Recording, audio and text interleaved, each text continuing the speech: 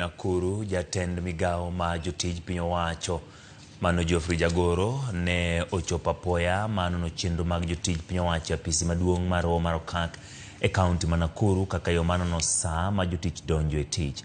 Kodwa gi jotich apise go mana thuolo machuok tok chopo.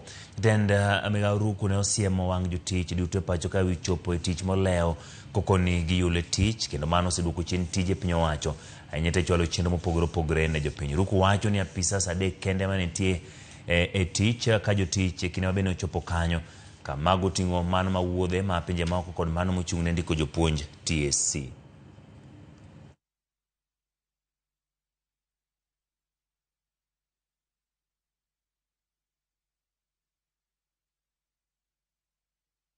The people of Kenya are demanding a lot from the government.